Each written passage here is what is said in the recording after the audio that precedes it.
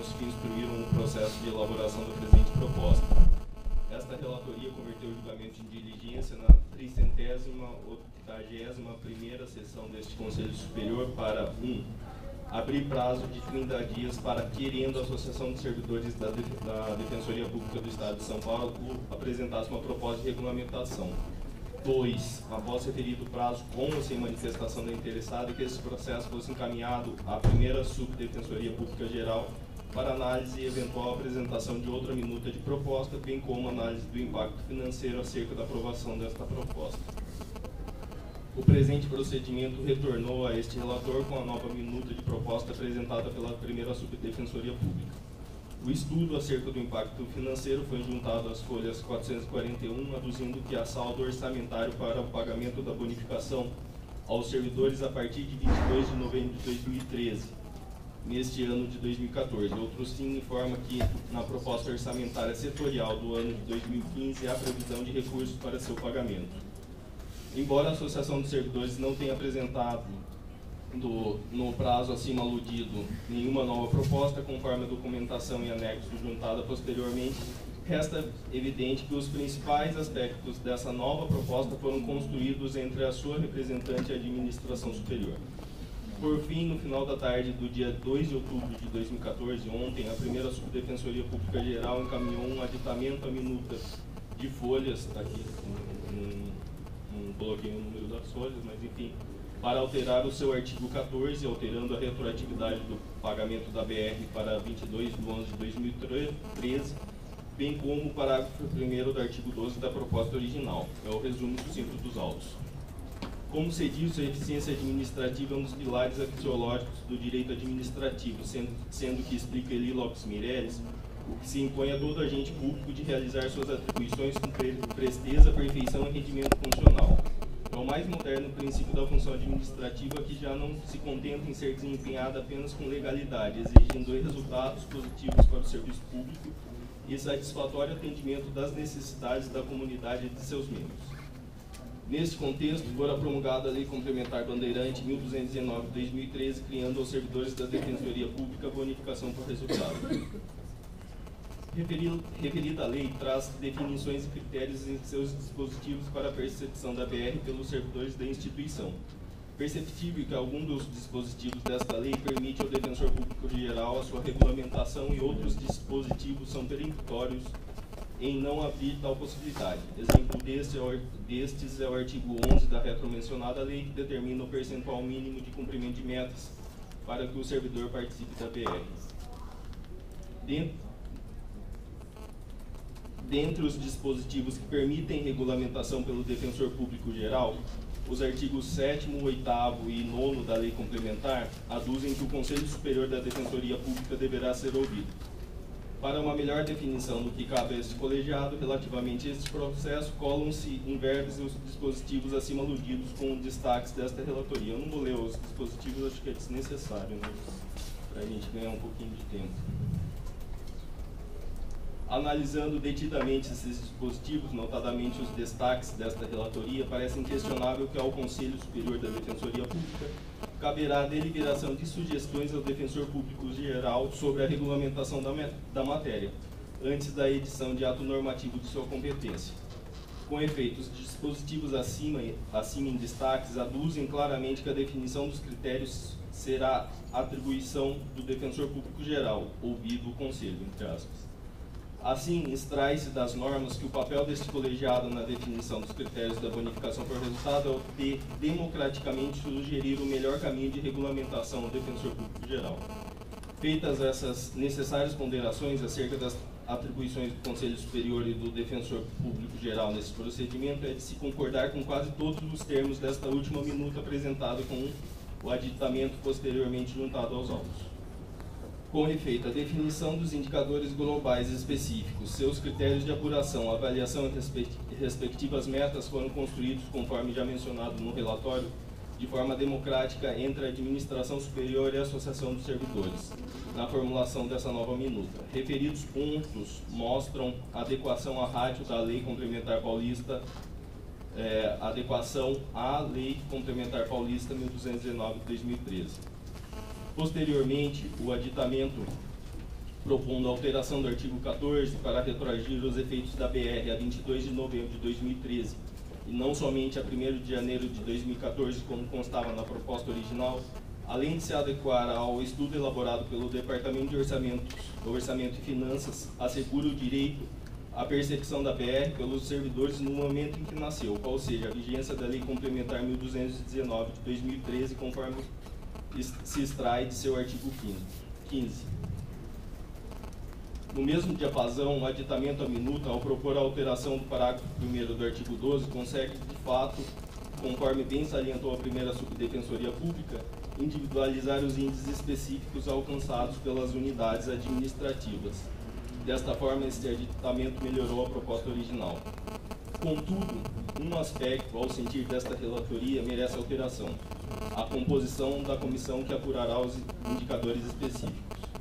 Com efeito, acredita-se que na composição da comissão de avaliação dos indicadores específicos deverá ter assento o representante da Associação dos Servidores. É disso que o encaminhamento trazido pela administração superior contempla um representante eleito pelos oficiais de defensoria e um representante eleito pelos agentes. Contudo, a participação da Associação dos Servidores será emblemática do ponto de vista de sua representatividade. Não se deixa de reconhecer como salutar a ideia, que deve ser mantida, inclusive, de na composição da comissão ter-se um agente e um oficial eleitos. Porém, esses não representam todos os servidores, pois esse colegiado não pode se esquecer dos valorosos e inestimáveis servidores comissionados, cargos de confiança que não se miscuem naqueles cargos.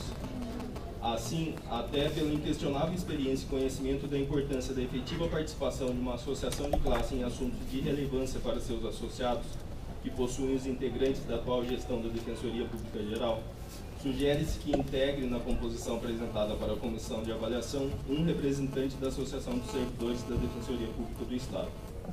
Ante exposto pelo voto deste relator, anule-se a proposta de minuta já retificada por o seu aditamento, com a sugestão acima mencionada de a Comissão de Avaliação, além dos integrantes propostos pela Administração Superior, ser composta por um representante da Associação de Servidores.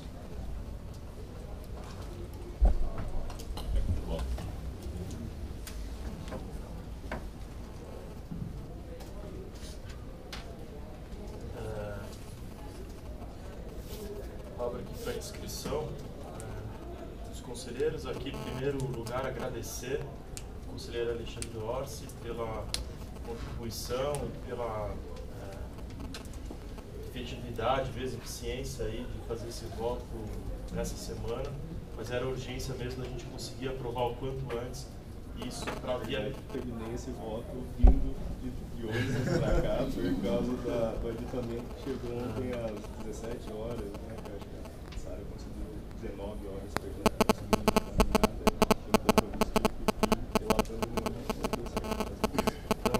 Agradecer até por esse contato durante a semana com o Douglas, da primeira Subdefensoria Pública, Douglas Tadashi, que estão aí à sua disposição, agradeço imensamente. O voto apresentado pelo conselheiro, ele acata aí o apresentado pela administração, pela primeira Subdefensoria, e acho que de inovação, talvez aí tenha a proposta da participação de um representante da Associação dos Servidores nessa comissão. Então, em relação a esse único ponto de destaque, e aí abro aqui para todos os conselheiros para ver se existe algum outro ponto de destaque em relação à proposta, ou se esse seria o único destaque.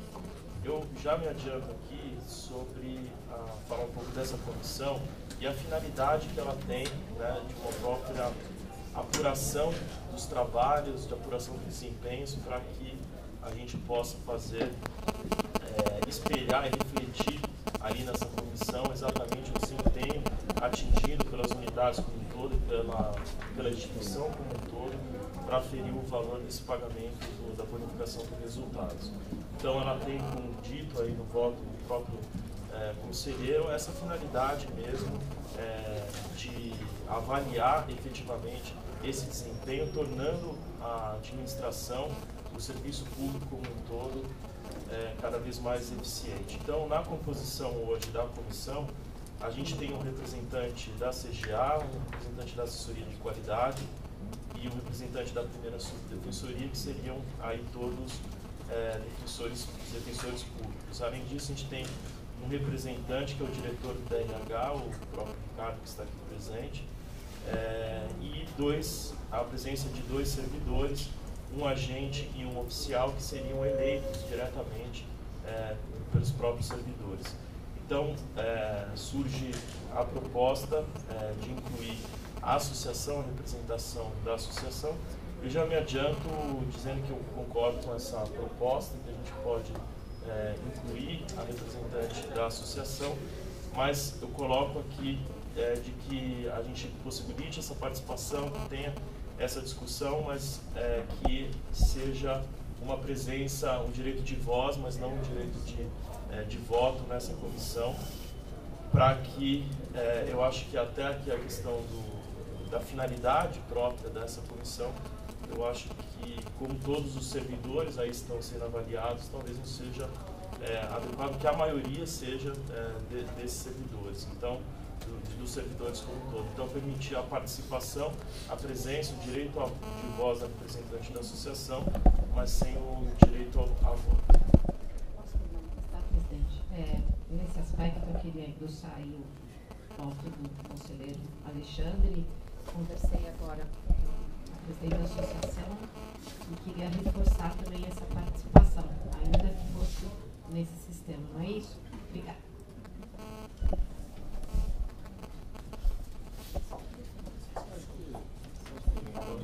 Até para a gente ganhar um tempo necessário, se não tiver ninguém discordante, nem da minha parte A, e acho que nem da própria presidente A, com relação à possibilidade de voto, acho que a gente pode encaminhar então a votação por ela integrar a comissão com direito a voto, mas sem direito a voto. Só a não ser que tenha alguém que discorde dessa proposição, a gente já poderia encaminhar dessa forma. Sem necessidade de mais discussões, a gente ganha tempo, inclusive, para debater a questão da promoção. Não vou discordar, mas eu só queria trazer um argumento adicional, rápido, para haver a participação da associação. Ainda que haja, não é só aquela questão de também não representar o comissionado, não, mas acho que mais do que isso. Presume-se, e é da natureza, da essência da própria associação, da sua representação, que ela tenha já mais conhecimento técnico para discussão dessas causas que interessam, aí no caso aos servidores. Então a associação é muito importante que ela participe, até por isso, né, nem por outra razão, ou seja, ela tem mais preparo para para se comunicar com o restante da carreira dos servidores, para saber como é que vão, o que interessa, o que não interessa, para prestar informações, escolher subsídios. Então eu acho fundamental. E é claro que, por outro lado, eu acho que não seria mesmo o caso de propiciar essa votação a semelhança do que ocorre no Conselho, porque nesse caso ela representa quem é associado, e não é obrigado o servidor a ser associado. Então, nesse sentido, eu acho que o correto é que realmente tenha voz, mas não voto. Eu vou encaminhar para votação nos termos do voto apresentado pelo relator, com a ressalva, incluindo a representante da associação dos servidores, mas com a ressalva de que, e aí a gente precisa colocar, só finalizar isso. Foi do próprio presidente, mas eu adiro a ressalva sem problema nenhum. Posso incluir, inclusive, isso no voto, sem problema nenhum. E aí a gente teria que só mudar, então, daí o texto da deliberação para na composição a gente prevê lá a inclusão da representante da Associação dos Servidores sem minuta, né? Na minuta a gente altera isso. Eu coloco aqui no voto, eu coloco aqui no voto e encaminho para você porque precisa imprimir também, daí você já no relatório fica mais fácil para você. Então, nesses termos então encaminhados, quem concorda com isso como está, aprovado esses termos por unanimidade.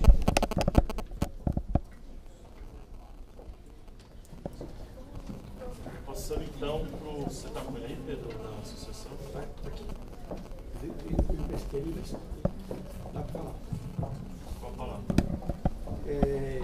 vista é o processo de afastamento aí dos representantes da associação da APADEP. O voto é do conselheiro Horácio. Ele coloca no seu voto que havia realmente uma dupla situação, ou uma dupla postura que se poderia adotar, mas ele caminha no sentido de entender-se que o ato é da alçada da Defensoria Pública Geral, é isso? É isso, né?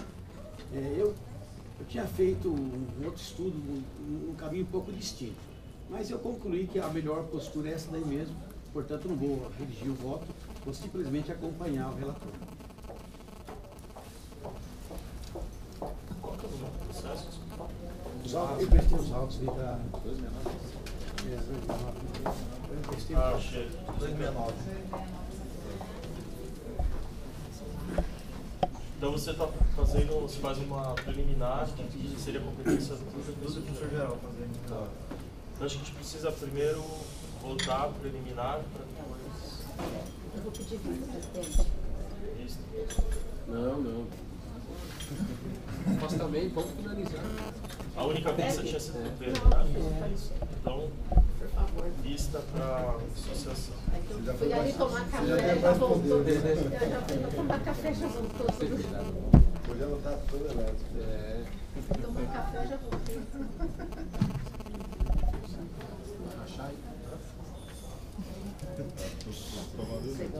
Quase mas o grupo é assim, a linha.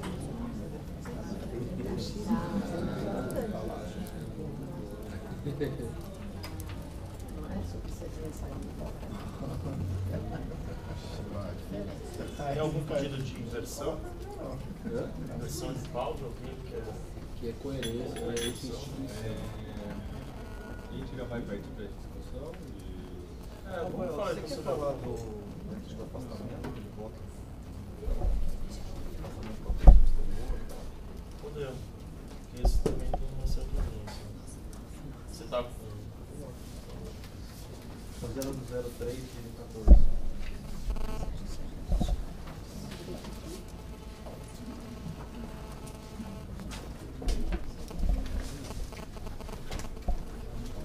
Agora, tem como mandar o voto? Então, eu pedi, mas eu não consegui.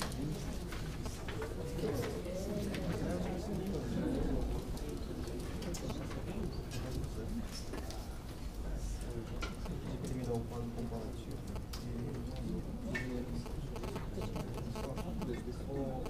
Aí eu não consegui o quadro comparativo para mandar. Na verdade, eu estou usando o quadro comparativo do Zé Moacir. Posso fazer a administração para ele, com ele que apresentar. Há grandes mudanças? Não. Não, há grandes mudanças. Um quadro comparativo. Porque ele é quase que esse terminológico só do protocolo. Nada substancial. Sabe? Onde é claro, discordando urgentidade regional, e fazer umas ocupações de nomenclatura e algumas nomenclaturas de pós-graduação em termos acadêmicos. Estruturalmente parecido. Só uma pergunta, não teve nenhum, o seu relator que substituiu o Zé Moacir, Isso, eu então não mantive teve aí. nenhuma vista ainda. Não teve nenhuma. Não foi nem, o voto do Zé Moacir foi visto? Não. Não. Ah, você... Aí eu estou ratificando o voto e vou fazer a leitura. Tá bom. Então, A Sara deve ter esse voto, né? Que mandar de novo pra gente. Não, ele nem mandou. O Zé Moacir não mandou? Não.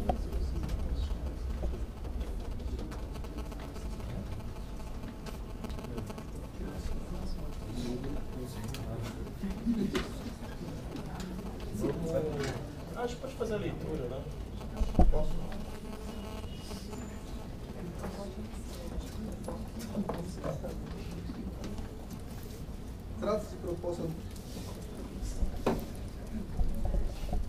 Trata-se de proposta normativa a fim de regulamentar o artigo 151 da Lei Orgânica Estadual da Defensoria Pública do Estado, que trata do afastamento de defensores públicos para frequentar curso de pós-graduação ou empreender pesquisa no Brasil ou no exterior.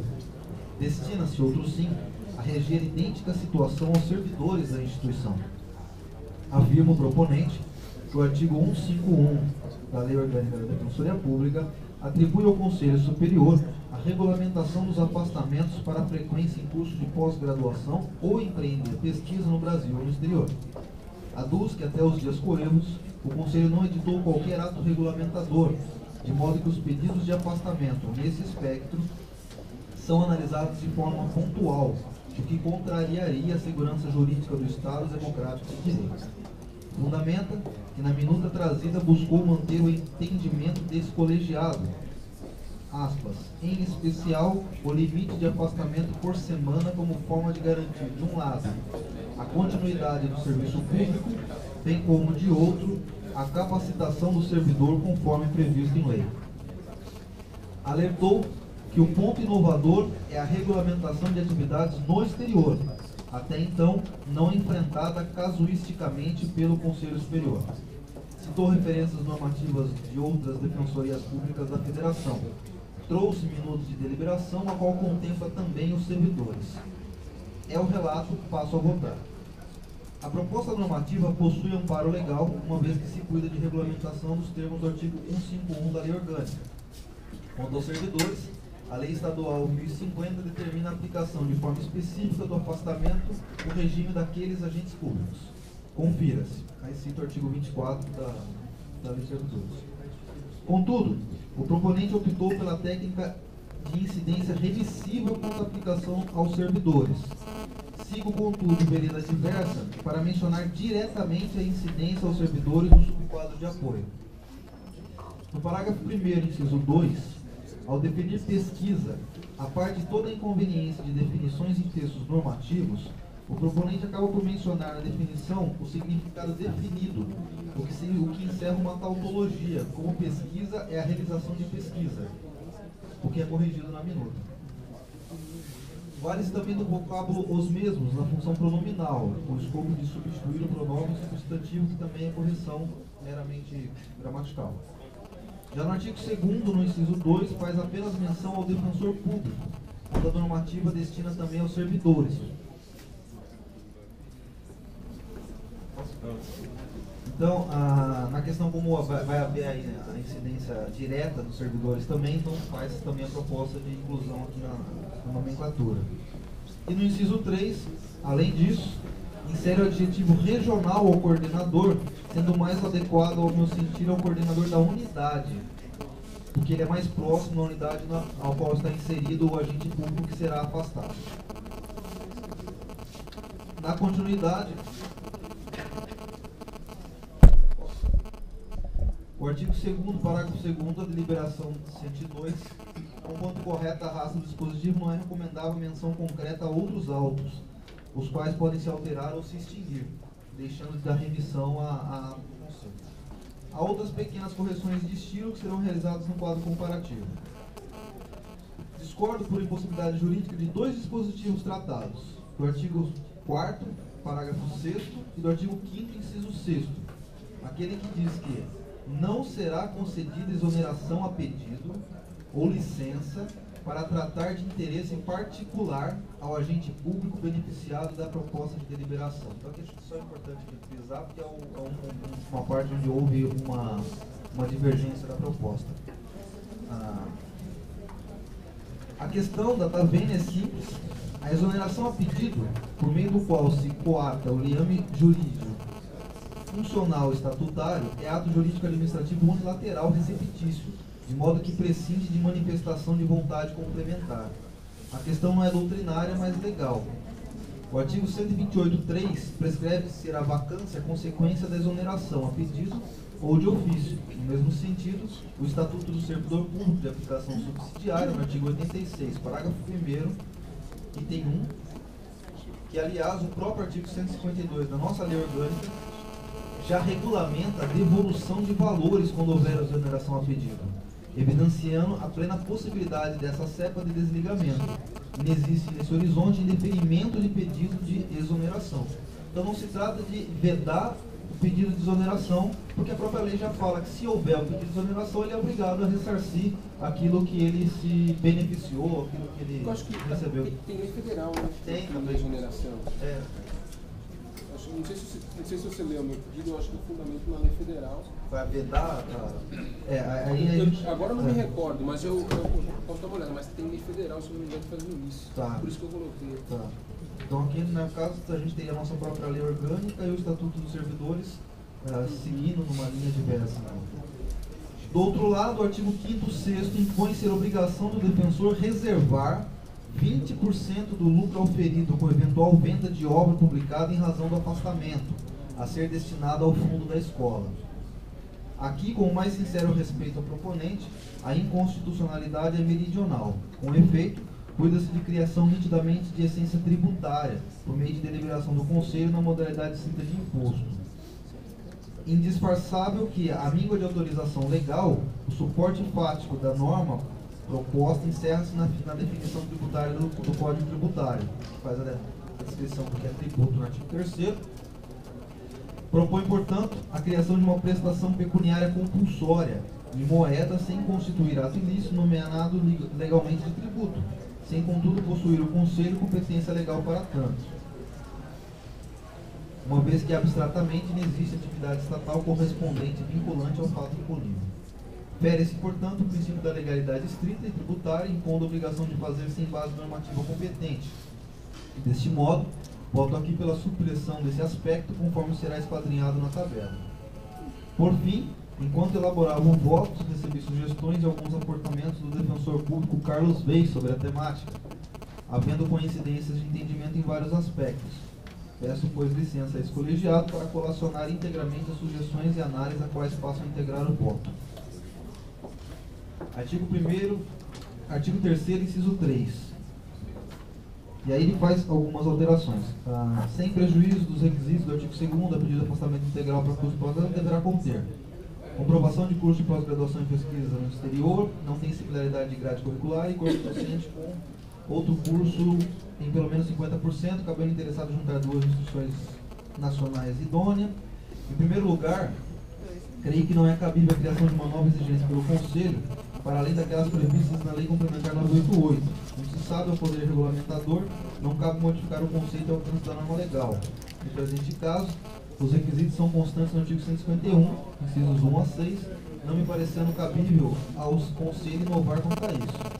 Indo além, tendo em conta a preocupação dos colegas em evitar que alguém seja mandado para o exterior havendo cursos similares no Brasil, na prática, os requisitos criados nesse aspecto praticamente inviabilizam essa modalidade de afastamento.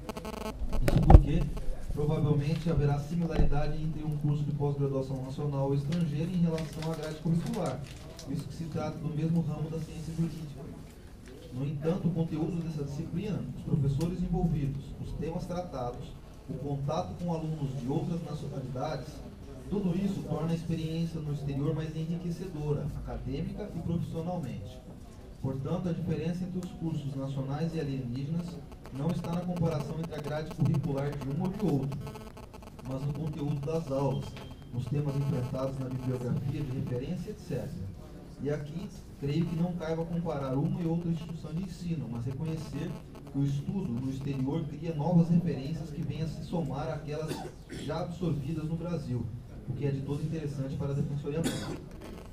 Além disso, a comparação entre grades curriculares não se faz percentualmente, a começar porque as próprias denominações das disciplinas não são idênticas, impedindo uma comparação precisa, sobretudo em face do seu conteúdo. Segue que as horas-aulas das disciplinas muitas vezes é diferente, assim como a quantidade de créditos gerados, o método de estudo e de avaliação, etc. Também é impossível comparar as matérias eletivas em cada universidade e os respectivos pré-requisitos, ou seja, se fôssemos seguir a proposta de deliberação, não bastaria dizer que em 2 cursos será ministrada a disciplina A, mas avaliar o conteúdo programático previsto para um e outro curso, o que é inviável. Igualmente, no que se refere ao corpo docente, aliás, aqui é evidentemente que os professores serão, em regra, 100% diferentes, o que torna a cláusula carente de sentido.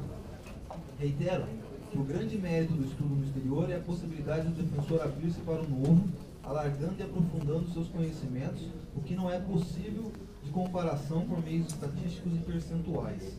Na realidade, o que importa é a garantia de senso acadêmico estrangeiro que tenha bom nível de ensino e pesquisa, apenas inferindo eventual pedido se isso não for alcançado. No ponto 2, a reserva de 20% de publicação para EDEP, já foi falado. Artigo 7º, parágrafo 2º. O afastamento será deferido para o curso de pós-graduação ou pesquisa devidamente comprovado, não podendo ser superior a 2 anos. Parágrafo 2º.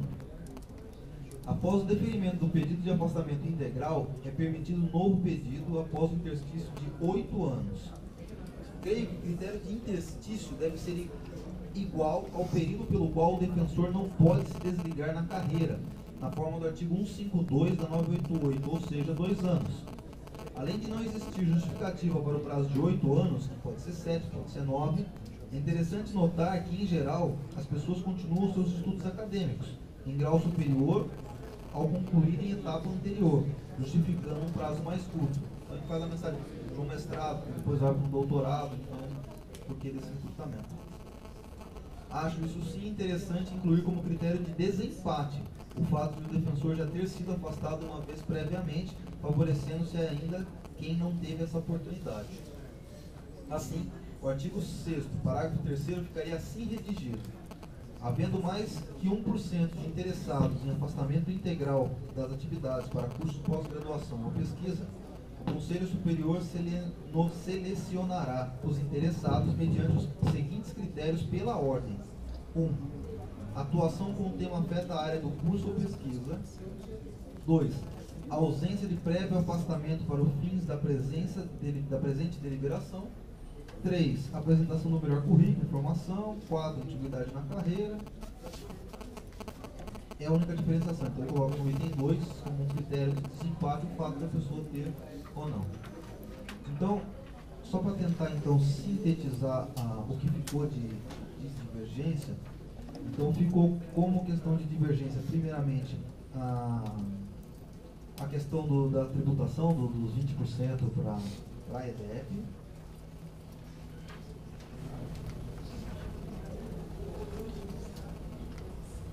Aí é uma questão que envolve onde era regional para a divindade, porque a divindade é mais próxima, tá?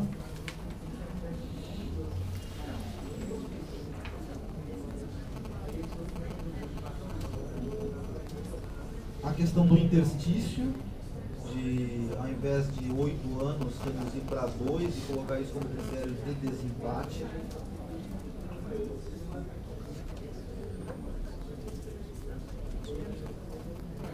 E aí a exclusão da exigência do Conselho, que não estaria prevista em lei, de que não haveria similitude entre o curso no exterior com o curso no país. Então seria esses 3 pontos centrais aí de divergência entre a proposta original e o voto. E aí depois vem um quadro comparativo do que foi proposto e com essas alterações, que aí eu não consegui mandar por e-mail mesmo, porque eu não recebi esse quadro comparativo. É isso. Com a palavra. Você me manda depois também esse quadro comparativo também? Aí já manda para todo mundo. É só as fotos que eu voto.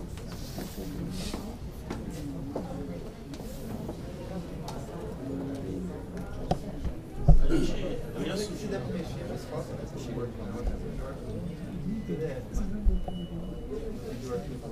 possa mexer no quadro comparativo. Se de repente quiser fazer alguma moderação, acho mais fácil mandar pelo Word. Pode ser. Mas eu acho que para trabalhar em cima, acho que é melhor. Eu ia sugerir aqui a gente seguir a pauta da seguinte forma. A gente tem, eu também aqui alguns processos. Por que não abrimos já aquela outra questão da promoção? É cedo ainda? A gente tem uma horinha aí, então. Acho que tem alguns processos aqui que a gente pudesse até tirar da pauta, que são alguns relatórios de atividade. Tem aqui o 246, Ricardo Lobo, conselheiro Wagner, relatório de atividade no Ministério da Justiça. Tem também acho que estava com vista para o Horácio, proposta do diretor de inscrição, os colaboradores do núcleo de aplicação do urbanismo, justiça de vistas. da Elaine, de Jaú, né? Que havia concordância da unidade, não era mudança de comissão. Que eu tinha conversado com o Esse outro que 253, que é a comissão extraordinária, só para a gente. Eu sugiro seguir a ordem, né? Aí eu tenho voto. Bom, vamos começar. Então, 243. só fazer uma observação, eu já tinha até falado aqui com a ouvidoria. Nós temos um voto da minha época de relatora, que é a questão da composição daquele grupo para discutir a escolha do ouvidor. Eu gostaria de pedir a esse conselho que pautasse não, que votasse isso, porque a gente está discutindo na comissão da Lei 80. Então, a gente já começaria a discutir isso aqui, juntaria depois com a reforma, para a gente discutir a Lei 80. E era só indicação de nome, já estava votado. Tá? Os membros, a composição já estava votada, era só realmente indicação de nomes. Então, pedir esse conselho. O meu voto foi feito, a comissão foi escolhida, foi votado, só faltava a indicação, sim. Foi votado, acho que antes da sua chegada. O que precisa era só indicar o nome, aí a gente começaria os trabalhos. Mas nós só não indicamos? Só não indicamos a Defensoria Geral pediu vista, acho que para pedir, para pensar quem ia ser o indicado, não é isso? Então, mas eu... Okay. Então, só, não precisa ser hoje, mas é só para pedir. É que eu acho, pelo pouco que me lembro, eu nem estava no conselho, mas não é só isso não. Havia umas questões polêmicas abordadas no voto. Então esse, quando entrar em pauta, e o voto, quer dizer, acho que não há voto, o voto já foi, né? Mas se ele reentrar em pauta e alguém for discutir, talvez eu peça a vista, porque havia outras questões polêmicas que estavam nesse processo. Eu não era conselheiro à época, mas me recordo que havia questões polêmicas aí envolvendo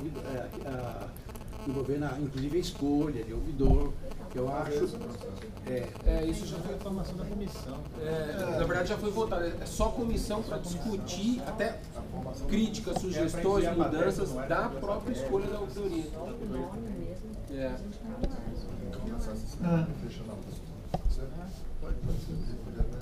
Se você topar, a gente pode diálogo.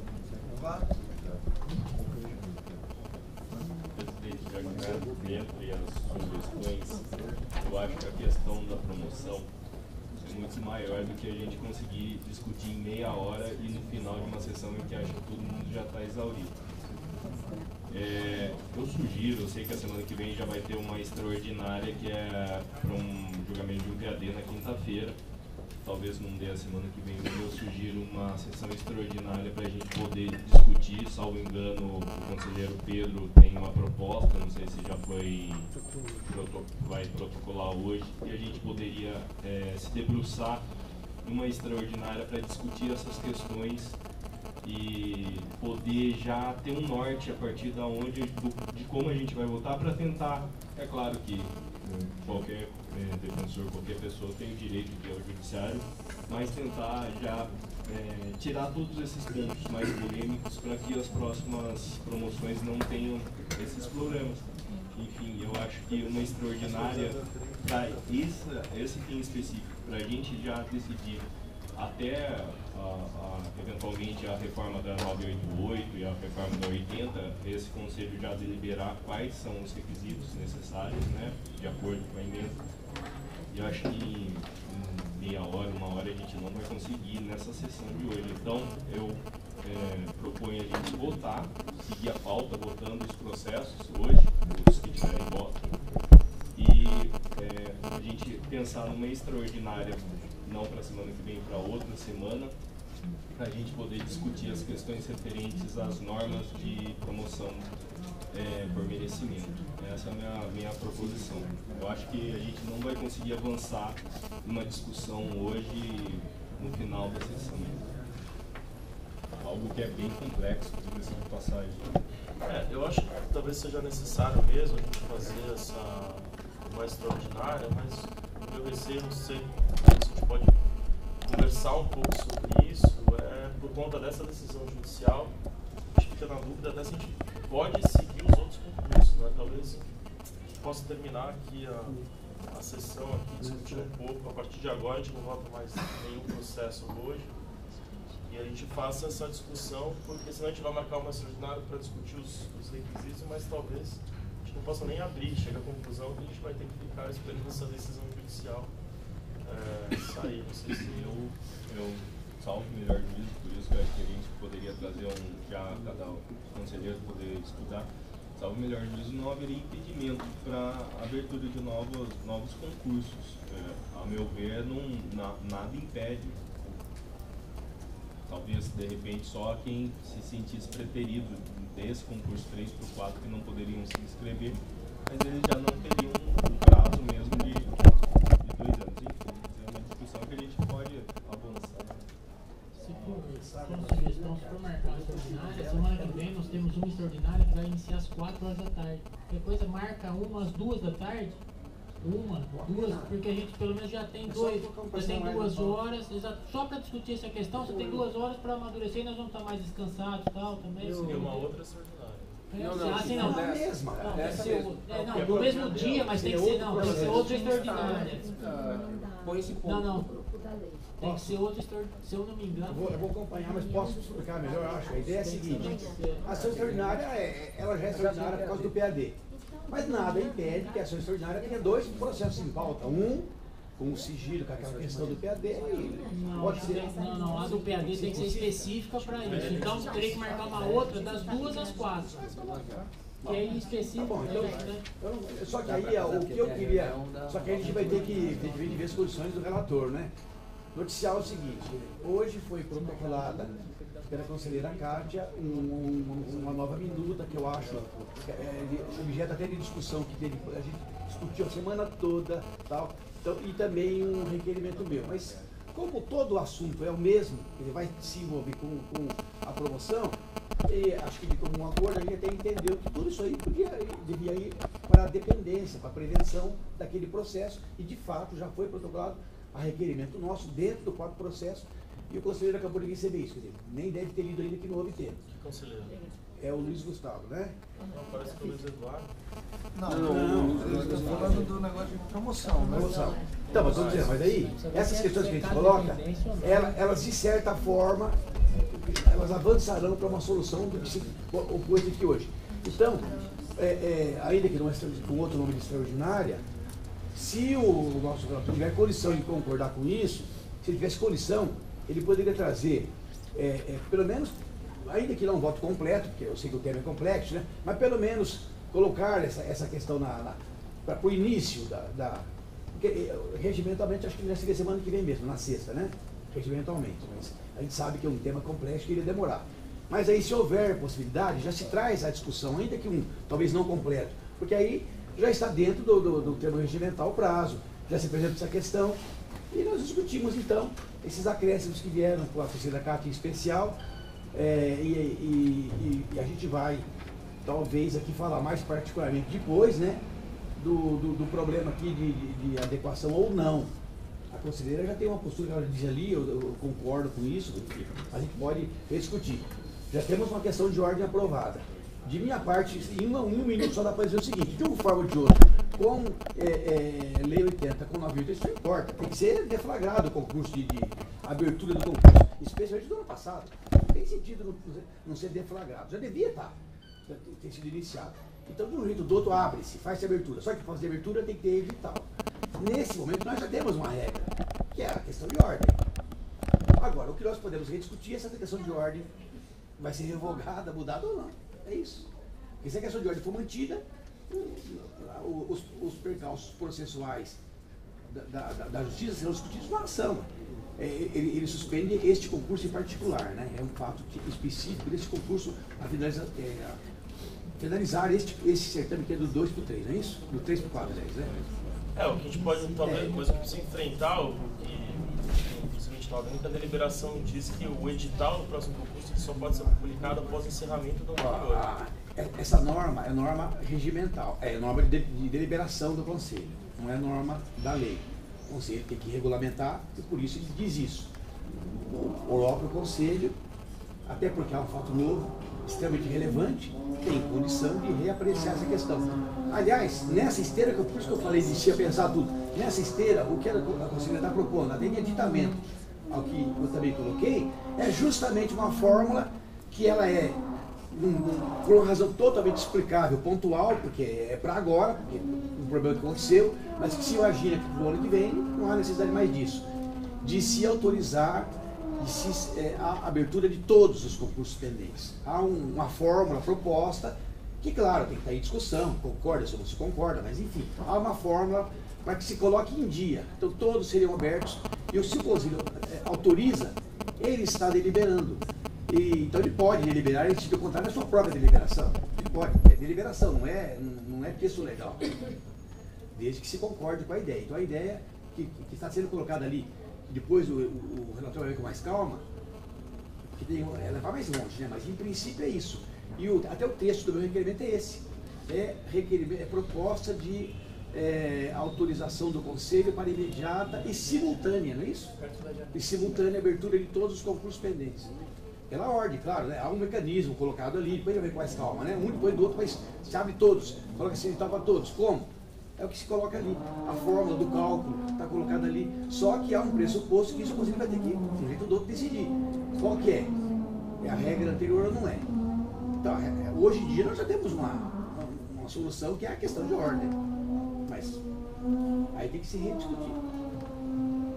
A questão é tão complexa que se a gente for revogar a questão de ordem, possivelmente vai ter que ser a administração superior, teria que anular os editais, vai ter que, mediante autotutela, teria que anular os editais, né? Alterar listagem de outros concursos, inclusive porque a gente sabe que existe medida liminar desse concurso, só que existe uma questão judicializada em que a liminar foi cassada no concurso, salvo engano, do 2 para o 3 do ano passado. Está judicializado ainda. Então, se a questão de ordem for revogada para o concurso, para os próximos concursos, teria que anular. Complicado. Vai ter que Mas pensar. Porque se a gente imaginar que a gente vai revogar a questão de ordem porque tem que aplicar a Lei 80, só tem que aplicar a 80 deu uma... Não, veja, é só uma discussão que vai ter que ser. Se a gente for traçar essa discussão aqui hoje, a gente vai a situações infinitas. Eu só estou levantando a situação de que vai ter que ser discutido isso também, a possibilidade dessa. Só também tentando contribuir um pouco, eu particularmente acho que não há como nesse momento a gente anular os concursos, tanto o do 3 para o 4, que é o que foi suspenso agora, quanto o do 1 para o 2 de 2014, que também foi julgado com base na mesma questão de ordem, que era a respeito da Lei 80 ou não, principalmente porque a questão está judicializada, o juiz mandou suspender o julgamento, ou seja, ele mandou suspender a avaliação do Conselho Superior com relação ao concurso. Agora, eu entendo que se a gente anula... A decisão, eu li no dia que saiu, na semana passada, não fala nada, realmente, ela não avança. Mas essa suspensão é a suspensão do efeito, cara, concluiu o certame, só ia publicar. Não concluiu. Não, é que é impugnação, na verdade. Tem 5 impugnações. Impugnação. Então, mas eu estou dizendo, independentemente disso, se ela for negada por esse argumento e a questão de ordem tende a dar essa solução, o que ia acontecer? Ia acontecer, tem que ter reserva, só para afetado o que é afetado. Reserva de vagas, se for o caso. Então, eu acho que não é. O que eu quis dizer é o seguinte, é que a discussão, as discussões são tão amplas, e daí a gente já está avançando naquilo que eu propus. Então vamos, daí a gente vai continuar discutindo a promoção aqui hoje. Eu adiro à proposta que o Wagner fez de aproveitar a sessão extraordinária, antecipar, na verdade, a extraordinária de quinta-feira. Não, tem que ser uma outra, porque a sessão da PAD tem que estudar, mas se colocar outra às 2 horas, até isso, terminar às 4. Aproveitaria e daí a gente poderia discutir essa questão de maneira mais tranquila, acho que todos descansados e sem fome. Não, mas não é nem essa questão, acho que a gente vai avançar. Por isso que eu falei, não é propondo a autotutela e a revogação dos concursos. Eu estou dizendo que a discussão vai avançar até nesse sentido, e isso daí vai ter que ser aberto. Não, e eu também, na verdade, tudo bem, eu acho que está certo mesmo, temos que, se for o caso, discutir isso e fazer essa nova sessão extraordinária, se o presidente estiver de acordo. A única também, queria só para contribuir, falar que de repente o que dá para fazer, né, até para a gente avançar nos concursos, e eu vinha pensando nisso, é a abertura do concurso do 2 para o 3 e do 3 para o 4 de 2014 e, por enquanto, não abrir a do 4 para o 5 de 2013 e do 4 para o 5 de 2014, porque são diretamente afetadas pelo processo judicial, né?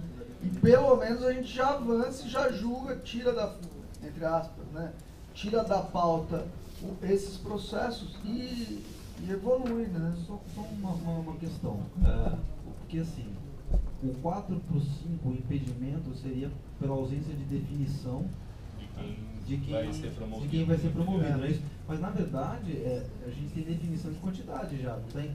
Então, isso que a gente está vendo, a base de cálculo ela existe. Aí é questão da gente superar ou não a deliberação. Não, e tem mais a nossa deliberação. Tem mais um impeditivo. E a verdade é o seguinte, os defensores que eventualmente seriam promovidos poderiam participar, embora não com o tempo depurador de 2 anos, mas em tese eles poderiam participar, até porque em tese também eles poderiam ser promovidos, caso não haja número de interessados, o número de interessados inferior ao número de vagas. E daí a gente não sabe quem são os defensores promovidos, com exceção dos promovidos por antiguidade. Os por merecimento em tese ainda está sob análise. Mas assim, só colocar, eu nem queria ficar estendendo esse debate aqui, mas só para colocar, se for aplicada já a emenda constitucional, limitando a 1/5 dos mais antigos, eles não poderiam ingressar, não poderiam participar do próximo. Sim, não poderiam se inscrever. O problema é para aplicar a emenda que não passado. Ele pode se inscrever. Mas não. Até isso nós temos que ver. Mas o edital anterior que não houve aplicação porque não tinha sido aprovada a emenda ainda. Agora já está aprovada, se a gente entender que já está válida, ainda que o efeito dessa promoção que eu acho ano passado, eu acho que é possível. Mas isso é uma coisa que a gente tem que amadurecer até para quinta. Essa proposta que você propor, encaminhou, isso que eu ia falar, conjunto, a gente poderia, nós mandamos duas petições, mas todas elas protocoladas em independência nos autos, já que já estão distribuídos ao conselheiro Luiz Gustavo. Sugestão, a gente poderia encaminhar a inicial, né? Então aí depois que eu protocolei aquela, veio a liminar, né? Por isso que eu fiz um aditamento. Então,